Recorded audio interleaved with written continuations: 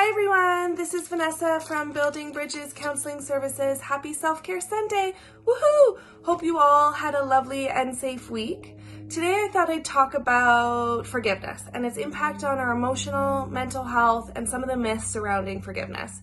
We had done a post earlier on in the week and it really sparked a lot of conversations around forgiveness. Forgiveness is one of those tricky things that has a lot of mixed messages surrounding it and a lot of different information. The way that we look at forgiveness is actually through the lens of forgiveness is really about self-compassion. It's the art of choosing to move through, let go, and heal. So forgiveness is actually an understated action of making peace and healing from a situation, the actions of a person, or the actions of ourselves, so that we can impact our current and future selves.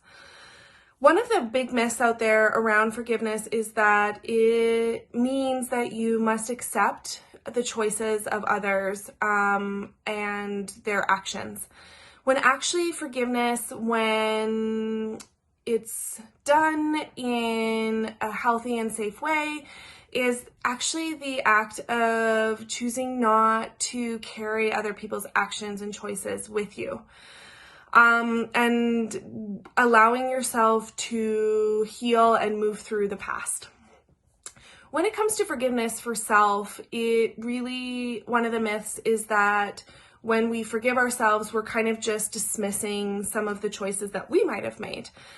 Instead, forgiveness is really about getting curious and figuring out why we made those choices and how we can make different choices in the future so that we can again let go of that kind of all or nothing thinking or let go of some of the pain and hurt that we might be feeling. Another myth is that forgiveness needs to be done with the other person basically the other person. Instead, actually, forgiveness doesn't always have to be done that way. Due to the fact that not everybody is wanting to ask for forgiveness, that doesn't mean that the person who needs to forgive doesn't deserve the right to heal. So we can do the work of forgiveness and working through that by actually doing it by ourselves. Now, another kind of myth out there that's interesting that I came across is this idea that forgiveness can happen right away. And while that can in certain situations, and it depends on the intensity of the hurt that we feel, forgiveness can actually take time.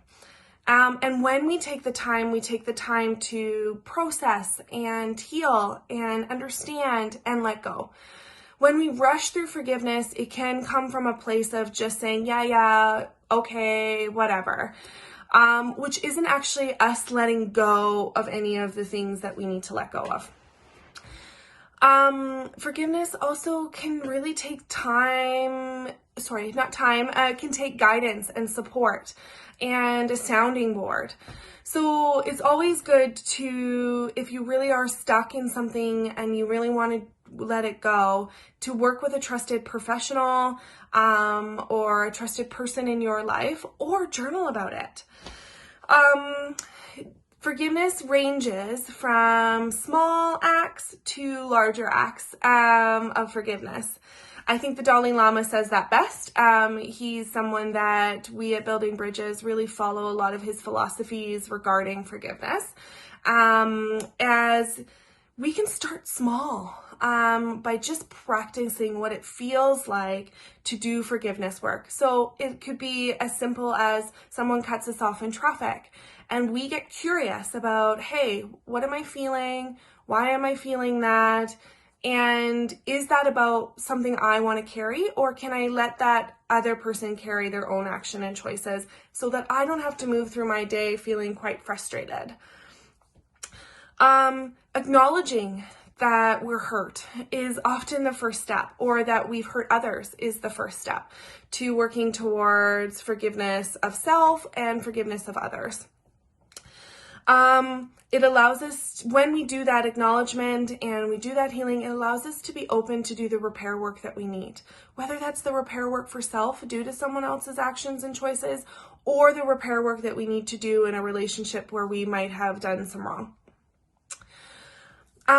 When you think about this idea of forgiveness with regards to self-care, it's this idea that we can make it a daily practice of choosing to move through and heal from experiences.